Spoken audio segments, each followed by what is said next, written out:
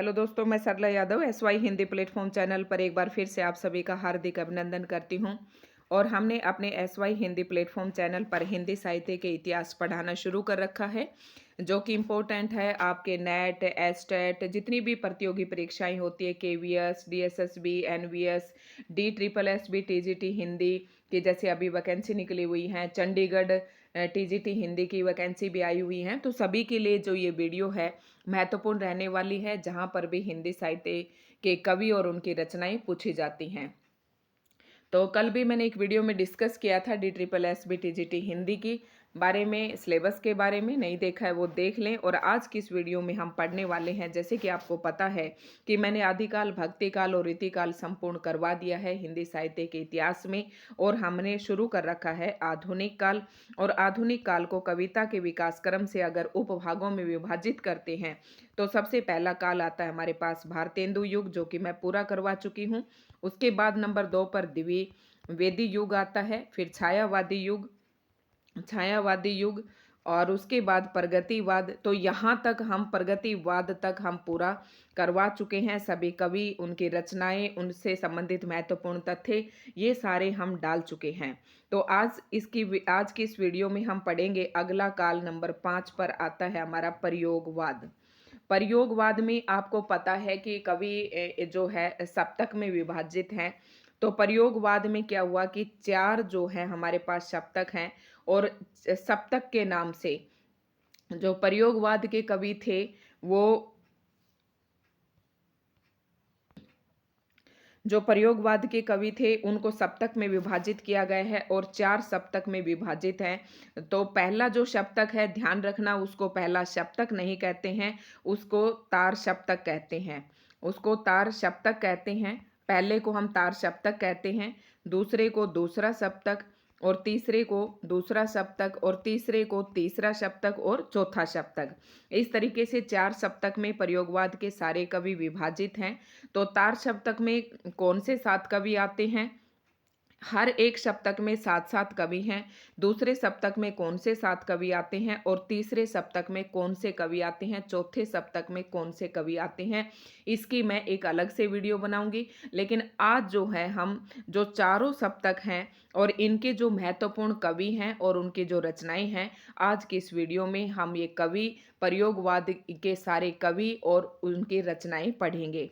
अब आप एक बार यहाँ हेडिंग में देख रहे होंगे कि नई कविता के प्रमुख कवि एवं उनकी कृतियां, इस नाम से हेडिंग है। लेकिन ये वास्तव में हमारा प्रयोगवाद है।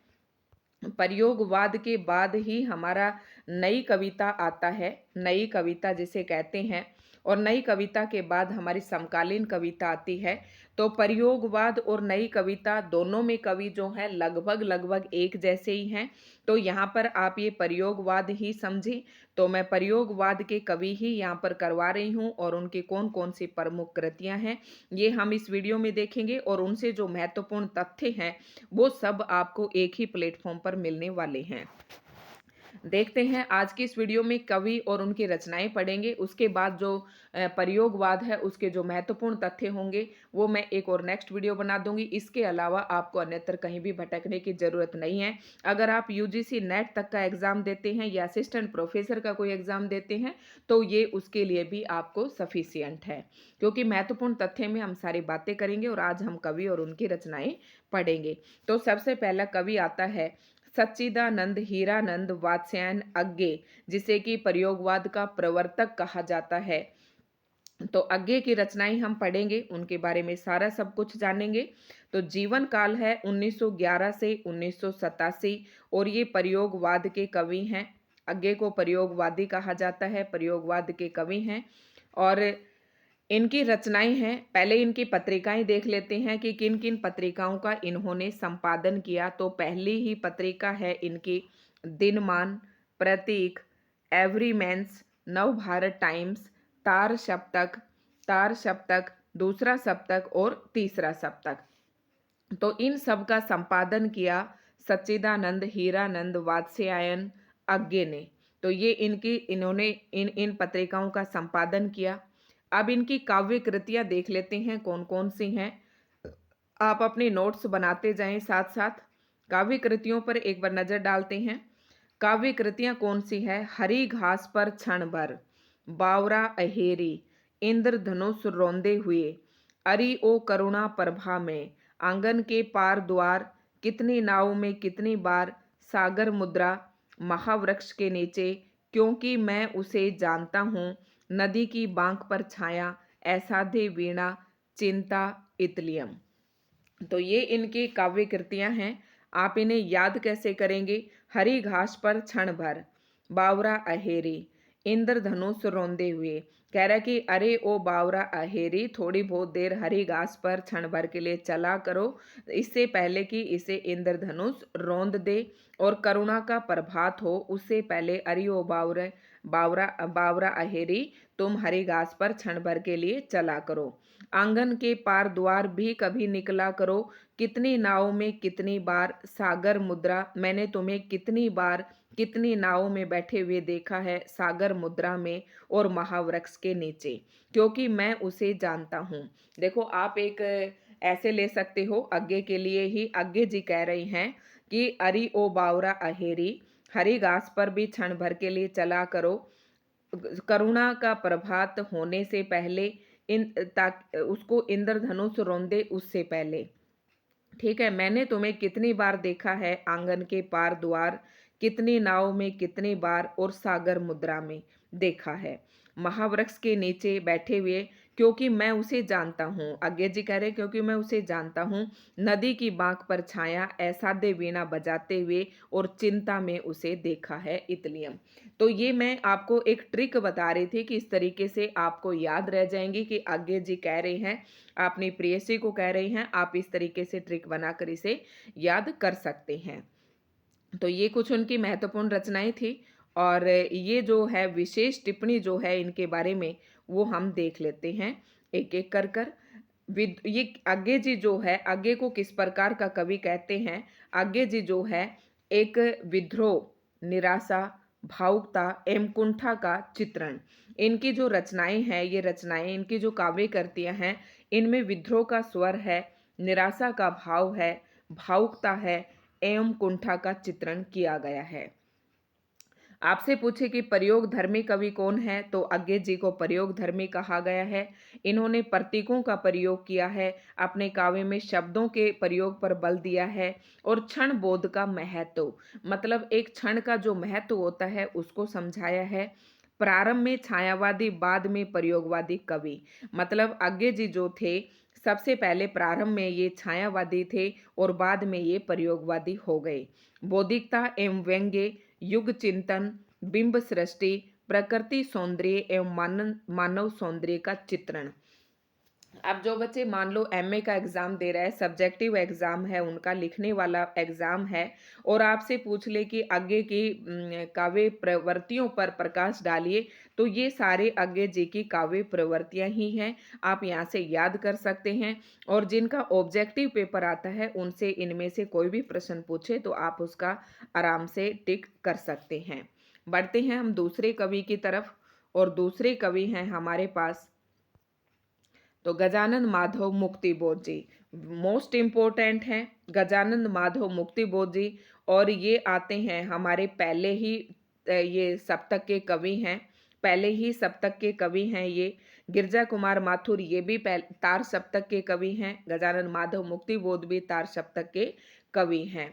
तो ये आपको ध्यान रखना है। वैसे मैं एक और वीडियो लेकर आऊंगी जिसमें महत्वपूर्ण तथ्य होंगे, और कौन से सप्तक में कौन से कवि आते हैं वो उसकी मैं अलग से वीडियो बनाऊंगी, क्योंकि वीडियो बहुत ज़्यादा लंबी हो जाती है। गजानन माधव मुक्तिबोध नंबर 2 पर देखेंगे।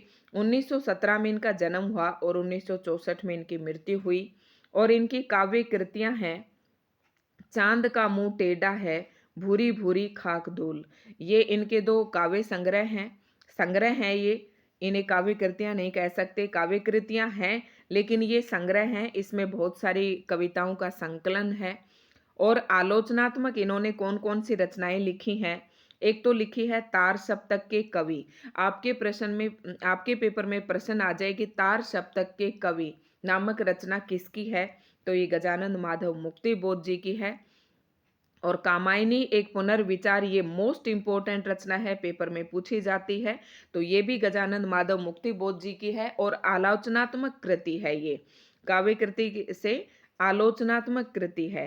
भारतीय इतिहास और संस्कृति, नई कविता का आत्म संघर्ष और अन्य निबंध। नई कविता का आत्म संघर्ष, जैसे कि आपको पता है कि नई कविता के ही कवि हैं, जिसे प्रयोगवाद भी कहा जाता है। और नए साहित्य का सौंदर्य शास्त्रीय आलोचनात्मक कृति हैं, सारी गजानन माधव मुक्तिबोध जी की हैं। और खासकर पेपर में पूछा जाता है, चांद का मुंह टेढ़ा है, बुरी बुरी खाक धूल, ये दोनों ही काव्य कृतियां जो है गजानन माधव मुक्तिबोध जी की हैं। अब इनसे संबंधित जो महत्वपूर्ण प्रश्न है वो देख लेते हैं। एक तो इनका जो दृष्टिकोण था वो प्रगतिवादी दृष्टिकोण है। और लोक संप्रति ब्रह्म राक्षस नामक कविता के रचयिता, मोस्ट इंपोर्टेंट, ब्रह्म राक्षस जो है इनकी एक लंबी कविता है और काफी प्रसिद्ध कविता है। इस कविता के रचयिता भी गजानन माधव मुक्तिबोध जी हैं। आप इन काव्य कृतियों के साथ साथ लिख सकते हैं।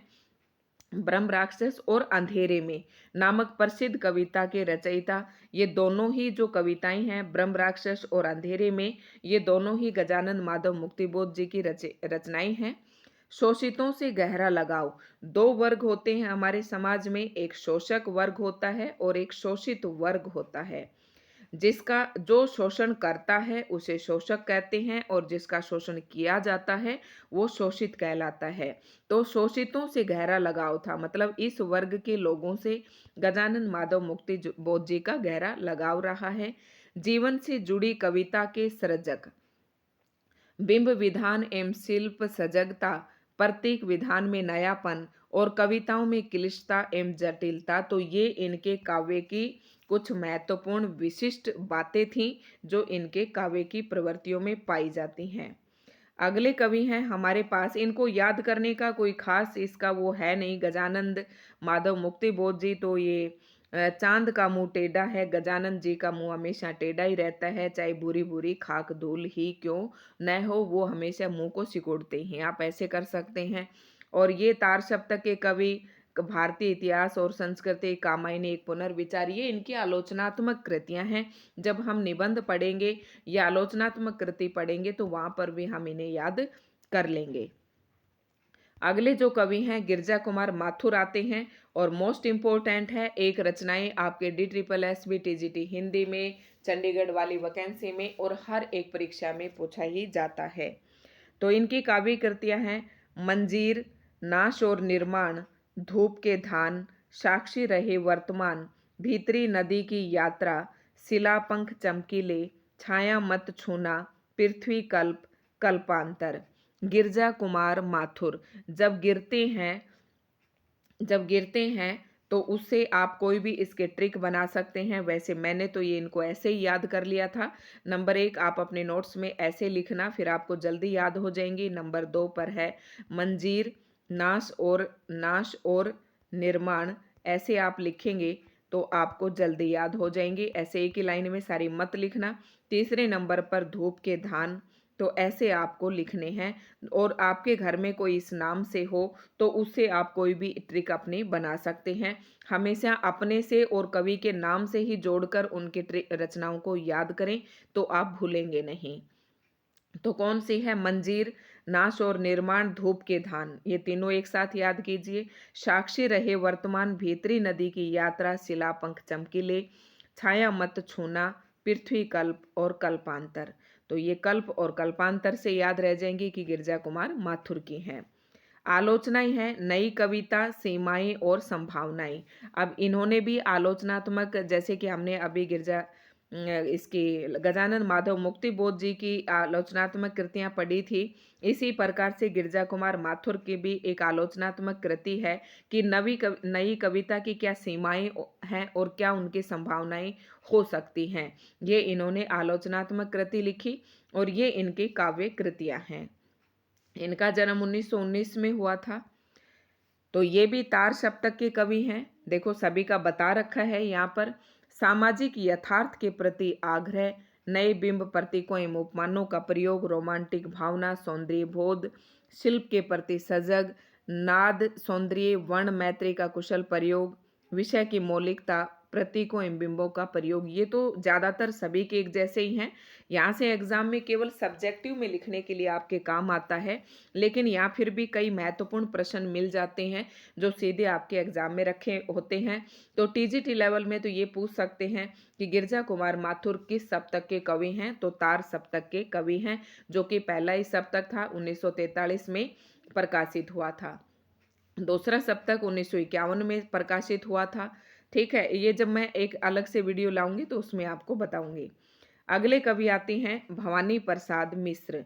अगले कवि आते हैं प्रयोगवाद के, आते हैं भवानी प्रसाद मिश्र। इनका जन्म 1914 में और मृत्यु 1985 में हुई। इनकी रचनाएं हैं बहुत ही महत्वपूर्ण हैं और एक आधा प्रश्न यहाँ से पूछा जाता है। कमल के फूल वाणी की दीनता, टूटने का सुख। मतलब कमल के फूल वाणी की दीनता, 1 2 3 बार आप मेरे साथ साथ बोलेंगे तो आपको याद हो जाएगा। कमल के फूल वाणी की दीनता, टूटने का सुख, सतपुड़ा के जंगल, सन्नाटा, गीत फरोश, ये इनकी बहुत ही महत्वपूर्ण रचना है। गीत फरोश, चकित है दुख, ये भी महत्वपूर्ण रचना है। और अंधेरी कविताएं, गांधी पंचशती, बुनी हुई रस्सी। अब ये जो कविता है इनकी बुनी हुई रस्सी, ये बहुत ही महत्वपूर्ण रचना है, क्योंकि बुनी हुई रस्सी पर इनको साहित्य अकादमी पुरस्कार मिला था। साहित्य अकादमी, ये आप बात साथ साथ नोट कर लें, साहित्य अकादमी पुरस्कार इनको मिला था बुनी हुई रस्सी पर। खुशबू के शिलालेख, व्यक्तिगत, शतदल, ईद न मम, इदम न मम, कालजयी, कालजयी रचनाएं बहुत महत्वपूर्ण है। अनाम तुम आते हो और व्यक्तिगत, ये दोबारा दे दी। तो ये इनकी कुछ महत्वपूर्ण रचनाएं थी, सारी इम्पोर्टेंट हैं। और बुनी हुई रस्सी साहित्य अकादमी से पुरस्कार थी, ये फिर से यहाँ पर आ गई है ये बात। और इनकी सबसे प्रसिद्ध कविता पूछे भवानी प्रसाद मिश्र जी की, तो गीत फरोश है। फिल्मी गीतकार के रूप में इन्होंने कार्य किया भवानी प्रसाद मिश्र जी ने। और परिवर्तन जिए नामक कविता उत्तर प्रदेश हिंदी संस्थान से पुरस्कृत है। मतलब उत्तर प्रदेश का जो हिंदी संस्थान से है उससे भी इसको पुरस्कार मिला था। परिवर्तन जिए, ये रही इनकी रचना परिवर्तन जिए। इन्होंने अपनी रचनाओं में लोक जीवन का चित्रण किया है, सरल भाषा का प्रयोग है। ये हिंदी के प्रमुख गीतकार हैं। व्यंग्य का सफल प्रयोग, चिंतन प्रधान, सांस्कृतिक दृष्टिबोध। ठीक, तो ये इनके कुछ महत्वपूर्ण तथ्य थे जो कि हमें याद रखने हैं। और अगले कवि आते हैं हमारे पास धर्मवीर भारती। अगले कवि हैं धर्मवीर भारती। ठीक है, धर्मवीर भारती की जो काव्य कृतियां हैं मोस्ट इम्पोर्टेंट है, यहाँ से भी पूछा जाता है। अंधा युग, आपको पता है धर्मवीर भारती का अंधा युग बहुत ही महत्वपूर्ण है। कनुप्रिया, 7 गीत वर्ष, ठंडा लोहा और देशांतर। जो धर्मवीर है वो अंधा युग, अंधे युग में उनकी कनुप्रिया 7 साल तक ठंडे लोहे में तपती रही। आप ऐसे याद कर सकते हैं। और इनके जो उपन्यास है, 2 महत्वपूर्ण, गुनाहों का देवता और सूरज का 7वां घोड़ा, ये धर्मवीर जी के 2 उपन्यास हैं, 2 ही उपन्यास हैं इनके। और इन्होंने जो संपादन किया था, एक तो धर्मयुग पत्रिका का संपादन किया, एक निकस और एक आलोचना नामक पत्रिका का इन्होंने संपादन किया। तो ये तो थी इनकी काव्य कृतियां, ये थे 2 इनके उपन्यास, गुनाहों का देवता और सूरज का 7वां घोड़ा। और इन्होंने संपादन किया था, ये 2-3 पत्रिकाएं हैं और तीनों ही पत्रिकाएं ही साप्ताहिक हैं, ये भी आपको ध्यान रखना है। कहानी संग्रह कौन कौन से हैं? चांद और टूटे हुए लोग, बंद गली का आखिरी मकान, तो ये कहानी है इनकी। और निबंध एवं समीक्षा इन्होंने कौन कौन सी लिखी हैं, बहुत ही महत्वपूर्ण है ये रचनाएं इनकी। ठेले पर हिमालय, मानव मूल्य और साहित्य, सिद्ध साहित्य, कहनी अनकहनी, पश्यंती, प्रगतिवाद एक समस्या, ये इनके निबंध हैं। आपसे पेपर में बहुत पूछा जाता है ठेले पर हिमालय, ये किसकी रचना है? तो ये धर्मवीर भारती जी की रचना है। ये विधा के दृष्टिकोण से क्या है? तो विधा के दृष्टिकोण से एक निबंध है। और सिद्ध साहित्य भी पूछा जाता है, तो सिद्ध साहित्य एक आलोचनात्मक समीक्षात्मक रचना है और ये भी धर्मवीर भारती जी की रचना है। अब इनके कुछ महत्वपूर्ण तथ्य हम पढ़ लेते हैं। परिमिल नामक संस्था के संस्थापकों में से एक है, यानी कि परिमल नाम की एक संस्था थी और उस संस्था के जो संस्थापक थे उनमें धर्मवीर भारती भी शामिल थे। सिद्ध साहित्य पर शोध उपाधि प्राप्त की इन्होंने, मतलब इस पर इन्होंने पीएचडी की सिद्ध साहित्य पर। ये दूसरे सप्तक के कवि हैं। मैंने दूसरे सप्तक के कवि किस प्रकार से याद किए थे वो मैं आपको नेक्स्ट में बताऊंगी। और सर्वाधिक प्रसिद्ध काव्य कृति इनकी अंधा युग रही है। लोकप्रिय जो उपन्यास है वो गुनाहों का देवता रहा है। रोमांटिक भावों के कवि हैं। मानव मूल्यों की इन्होंने पौराणिक कथानकों में मानव मूल्यों की खोज की है। कनुप्रिया में, ये इम्पोर्टेंट है, कनुप्रिया में राधा का नवीन रूप में चित्रण किया है। प्रतीकों का प्रयोग, नए बिंब, युगीन भ्रम, संशय एवं कुंठा की अभिव्यक्ति। तो याद रखना है इनकी जो रचना कनुप्रिया है, कनुप्रिया में इन्होंने राधा का नवीन रूप में चित्रण किया है, ये याद रखना है। और जो महत्वपूर्ण इनकी सर्वाधिक प्रसिद्ध काव्य कृति है वो अंधा युग है। और जो प्रसिद्ध उपन्यास है वो गुनाहों का देवता है, ये आपको याद रखना है। तो ये धर्मवीर भारती थे। और कुछ महत्वपूर्ण कवि और हैं, हम एक ही वीडियो में ये सारे कर लेते हैं। नरेश मेहता, नरेश मेहता, यहाँ से भी रचनाएं पूछी जाती हैं। अगले कवि आते हैं प्रयोगवाद के नरेश मेहता।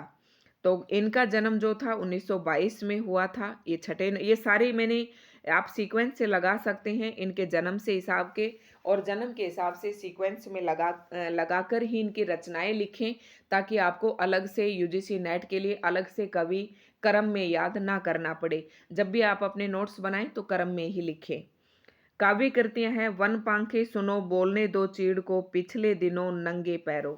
अब मैंने कैसे कर रखा था कि हमारे गांव में एक नरेश नाम का एक लड़का था, और वो थोड़ा सा अपने पेरेंट्स से भी डरता नहीं था और शराबी किस्म का था। तो मैंने ऐसे याद कर रखा था, वन पांखी सुनो बोलने दो चीड़ को। नरेश मेहता कहते हैं कि ये वन की पांखी बोलने दो चीड़ को, पिछले दिनों नंगे पैरों, मतलब वो अक्सर शराब वराब पी के नंगे पैरों घूमता था। मेरा समर्पित एकांत, वो अकेला रहता था हर एक उत्सव पर भी। तुम मेरा मौन हो, मतलब उत्सव को वो तुम मेरा मौन हो। आखिर समुद्र से तात्पर्य, देखना एक दिन, फिर वो कहता है कि देखना एक दिन अरण्या, संशय की एक रात मैं माँ प्रस्थान करूंगा और कहाँ जाऊंगा, सबरी के पास, क्योंकि मैं एक प्रार्थना पुरुष हूँ। प्रबाद पर्व पर मैं सबरी के पास जाऊंगा क्योंकि मैं एक प्रार्थना पुरुष हूँ, और एक संशय की एक रात को मैं माँ प्रस्थान करूंगा। मतलब फिर ये नरेश मेहता जो वैसे एक शराबी थे, लेकिन मैंने इसे एक सन्यासी से जोड़कर मैंने अपनी रचनाएं याद की थी, तो ऐसे आप भी याद कर सकते हैं। जो प्रार्थना पुरुष इनकी रचना है ये महत्वपूर्ण है। प्रार्थना पुरुष नामक खंड काव्य ये गांधी जी के जीवन चरित्र पर आधारित है। मतलब प्रार्थना जो पुरुष है ये गांधी जी के जीवन पर लिखा गया है, ये याद रखना है। संशय की एक रात जो है ये भी एक खंड काव्य है, और राम के संशय का चित्रण किया गया है। संशय की एक रात, मतलब संशय की एक रात है जब भगवान श्री राम सीता की खोज कर रहे हों, तो संशय की एक रात आप इसे ऐसे याद रख सकते हैं। इसमें भगवान राम के जो है संशय की एक रात नामक खंड काव्य में राम के संशय का चित्रण है। क्या एक सीता के लिए नरसंहार करना उचित है? मतलब राम जो है रात के समय ये सोचते हैं कि क्या अकेली सीता के लिए इतना नरसंहार करना, इतना मारकाट करना उचित है। यह संशय राम के मन में उठा और फिर उन्होंने सोचा कि युद्ध सीता के लिए नहीं, प्रजा के लिए करना आवश्यक है। तो ये इस कविता में का जो वर्ण्य विषय है ये है राम के मन में जो संशय उठा हुआ है। तो प्रार्थना पुरुष गांधी जी पर है। संशय की एक रात में राम सोचते हैं कि सीता के लिए नरसंहार करना जरूरी है। और करुणा आधुनिक बोध का एक साथ कविता में चित्रण, नए बिंबों के, ये तो सब आपको पता ही है। संस्कृति बोध एवं मानव बोध के कवि हैं। तो आई होप आपको अच्छे से समझ आ रहा होगा। आपको वीडियो पसंद आए तो लाइक एंड शेयर जरूर करें। और अगला कवि आता है सर्वेश्वर दयाल सक्सेना। इसकी रचनाएं जो है याद करने में कभी भी दिक्कत नहीं होती। इनकी जो काव्य कृतियां हैं 1927 में इनका जन्म हुआ था। मैंने, अगर आप सीक्वेंस से लगाना चाहे तो देखो ये मैंने 9-10 ये लगा रखे हैं, सीक्वेंस से लगा रखे हैं कि कुंवर नारायण जो है जन्म के हिसाब से 10वें नंबर पर जाएगा और ये 9वें नंबर पर जाएगा। वैसे यहाँ 7 और 8 दिया गया है, ये मैंने पेन से लिख रखे हैं। अगर आप यहाँ से देखें तो यहाँ से देखकर लिख सकते हैं। सर्वेश्वर दयाल सक्सेना की जो काव्य कृतियाँ हैं, काठ की घंटियाँ, बांस का पुल, एक सूनी नाव, इनकी जो रचनाएं हैं सारी प्राकृतिक चीजें मिलेंगी आपको इसमें। काठ की घंटियां, तो ये भी अपनी प्रकृति से संबंधित। बांस का पुल, मतलब काठ की घंटी बजाई, बांस का पुल बनाया, एक सूनी नाव ली और गर्म हवाएं चल रही थी और कुआनो नदी पर अपनी नाव को उतार दिया और उसमें बैठकर उसने जंगल के दर्द को महसूस किया और खूंटियों पर टंगे हुए लोग देखे। तो ये इनकी काव्य कृतियां हैं। और उपन्यास है सोया हुआ जल, मोस्ट इम्पोर्टेंट पूछते हैं इसको। और इनके नाटक हैं बकरी, ये बहुत ही प्रसिद्ध नाटक है इनका। और इन्होंने संपादन किया दिनमान, पराग, प्रतीक और नई कविता। ये ऐसे याद कर रखे हैं मैंने तो एक ही लाइन में, दिनमान, पराग, प्रतीक और नई कविता, ये सर्वेश्वर दयाल सक्सेना जी के हैं, क्योंकि ये नई कविता के कवि हैं। प्रयोगवाद और नई कविता में अंतर करना थोड़ा सा मुश्किल है, इसलिए इनको नई कविता के कवि भी कह देते हैं। और कुछ इनकी कविताएं हैं जो प्रयोगवाद के अंतर्गत आती हैं और एक आधी कविता है जो नई कविता के अंतर्गत आती हैं, तो इसलिए इनको कह देते हैं प्रयोगवाद और नई कविता के कवि। ये जो मैं आपको कवि पढ़ा रही हूँ, तो नई कविता के ये प्रमुख कवि हैं सर्वेश्वर दयाल सक्सेना। बकरी नाटक को बहुत प्रसिद्धि मिली। काव्य कृतियों में इनकी कौन सी प्रसिद्ध है? कुआनो नदी एवं जंगल का दर्द, इनकी विशेष रूप से प्रसिद्धि मिली। और इनकी कविताओं का भावातिरेक छायावाद से भिन्न है। युद्ध, राजनीति, संसद, बेकारी, गरीबी को अपनी कविताओं का विषय बनाया। अब आपके पेपर में पूछ ले कि कौन सा ऐसा कवि था जिसकी कविताओं का विषय युद्ध, राजनीति, संसद, बेकारी और गरीबी था, तो ये थे सर्वेश्वर दयाल सक्सेना। ठीक है, नेक्स्ट कवि हैं हमारे पास कुंवर नारायण। कुंवर नारायण ये वैसे क्रम से 10वें नंबर पर आएंगे। इनका जन्म 1927 में हुआ था। ये तीसरे शतक के कवि हैं। जो कुंवर नारायण नारायण हैं, तीनों, तीन नारायण हैं, ये तीनों जो हैं तीसरे शतक के कवि हैं। तीसरे शतक में 3 नारायण नाम से कवि आते हैं। तो तीसरे शतक में संकलित इनकी कविताएं हैं। और कविताएं कौन सी हैं इनकी? चक्रव्यूह, आत्मजयी, परवेश, हम तुम, आमने सामने, कोई दूसरा नहीं। ये मैंने ऐसे ही याद रख रखा था कि चक्रव्यूह, चक्रव्यूह जब हम चलाएंगे अपनी आत्मा के साथ, तो परवेश जो है हम तुम, बस आमने सामने, कोई और दूसरा नहीं होगा। ऐसे याद करना इनकी कविताएं बहुत ही आसान है। और आत्मजयी, ये प्रश्न यहाँ से पूछा जाता है इस रचना पर, आत्मजयी पर, कि इसका वर्ण्य विषय क्या है या आत्मजयी किसकी रचना है। तो आत्मजयी कुंवर नारायण की रचना है। और आत्मजयी नामक कृति कठोपनिषद के नचिकेता प्रसंग पर आधारित प्रबंध काव्य है। नचिकेता का एक पाठ हमने 5th या 6th क्लास में थे तब मैंने पढ़ा था कि नचिकेता जो है यमराज के द्वार पर जाकर बैठ जाता है, उससे संबंधित है। तो ये मुझे ध्यान था, ये हमने पाठ पढ़ा था, सरकारी स्कूल में होता था हमारी हिंदी की बुक में। तो जो आत्मजयी है ये कृति कठोपनिषद के नचिकेता प्रसंग पर, इसका जो पात्र है वो नचिकेता है। आत्मजयी मूलतः आधुनिक चेतना का काव्य है और इसके खंड आधुनिक चिंतन से भिन्न भिन्न आयाम हैं। आत्मजयी के बिंब मूलतः बौद्धिक हैं। आत्मजयी के जो पात्र हैं वो प्रतीकार्थ हैं, मतलब रियल पार्क नहीं है, प्रतीक रूप में लिए गए पात्र हैं। और एक और महत्वपूर्ण पात्र है वाजस्रवा। वाजस्रवा और नचिकेता, ये 2 हैं इसके पात्र आत्मजयी के। जबकि नचिकेता क्या है यहाँ पर?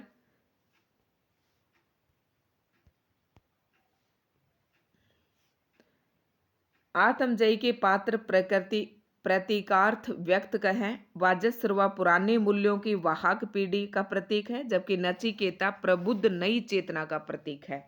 आत्मजयी को आपको बिल्कुल रट लेना है। आत्मा किसकी? कुंवर की, कभी झूठ नहीं बोलती। तो आत्मजयी में ये कठोपनिषद के नचिकेता प्रसंग पर आधारित है। आत्मजयी ऐसे याद रखेंगे।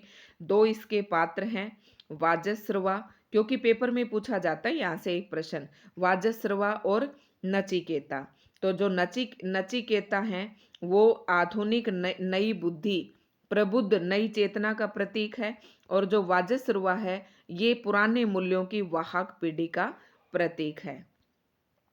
आगे आता है शमशेर बहादुर। तो और ये लास्ट 2 कवि हैं हमारे इस युग के। शमशेर बहादुर, इनका जन्म 1911 में हुआ। इनकी काव्य कृतियां, अब शमशेर बहादुर कौन से सप्तक में आते हैं? दूसरे सप्तक में आते हैं। और दूसरे सप्तक में रचित इनकी जो काव्य कृतियां हैं वो दूसरे सप्तक में ही संकलित हैं। चुका भी नहीं हूं इतने पास अपने, काल तुझसे होड़ मेरी, बात बोले भी हम नहीं उदिता। ये इनकी महत्वपूर्ण रचनाएं हैं और इससे बाहर आपको कहीं पर रचनाएं मिलेंगी भी नहीं। ये सारे महत्वपूर्ण हैं। अगर आप इतनी याद कर लेते हैं, मैंने यूजीसी नेट तक का एग्जाम क्वालिफाई किया इसी बुक के माध्यम से किया और इन्हीं रचनाओं के माध्यम से किया। तो संपादक किन कौन कौन सी पत्रिकाओं का किया? इन्होंने नया साहित्य और कहानी नामक पत्रिका का संपादन किया और दूसरे सप्तक के एक कवि हैं। अब देख लेते हैं, मार्क्सवाद के समर्थक हैं और कुछ खास इनका ज़्यादा इधर से नहीं है। अमूर्त चित्रात्मक शब्द संगीत उनके काव्य शिल्प में प्रमुख हैं। नेक्स्ट जो कवि है हमारे पास जगदीश गुप्त। इनका जन्म वैसे 7वें नंबर पर आएंगे। शमशेर बहादुर 1911 जन्म के हिसाब से इसके प्रयोगवाद के कवियों में दूसरे नंबर पर आएंगे, मैंने नंबर डाल रखे हैं। और जगदीश गुप्त का जन्म 1924 में, मृत्यु 2001 में हुई।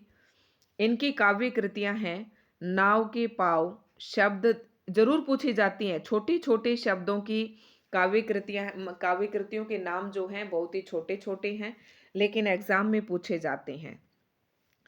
नाव के पाव, मतलब जो जगदीश गुप्त है, मैंने तो ऐसे कर रखा था, ये भी हमारे गांव में थे, पंडित थे। तो नाव के पाव, शब्द दंश, हिमबद्ध, युग्म और छंदशती, गोपा गौतम, बोधि वृक्ष और संबोग, आठों की आठों कविताएं महत्वपूर्ण हैं। पेपर में ज्यादातर पूछी जाती हैं। नाव के पाव और ये हिमबद्ध और ये शब्द दंश, ये कोई सी भी पूछ लेते हैं, महत्वपूर्ण रचनाएं हैं। ये भी नई कविता के प्रमुख कवि हैं, नई कविता के पक्षधर हैं और कविताओं में चित्रात्मक है, प्रकृति प्रेम है, सौंदर्य का सूक्ष्म चित्रण और संबूक में मानवतावादी चेतना की अभिव्यक्ति की है। जो संबूक कविता है इनकी, इसमें मानवतावादी चेतना की क्या की है, इन्होंने अभिव्यक्ति दी है।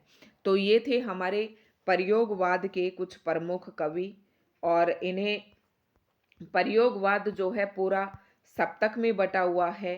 तो पहला जो सप्तक है हमारा वो तार सप्तक है, याद रखेंगे। और इन सबसे जो प्रयोगवाद के जितने भी महत्वपूर्ण तथ्य हैं, जो चारों सप्तक हैं और चारों सप्तक में कौन कौन से कवि आते हैं और क्या क्या उसके प्रयोगवाद के महत्वपूर्ण तथ्य हैं, ये मैं नेक्स्ट वीडियो लेकर आऊंगी।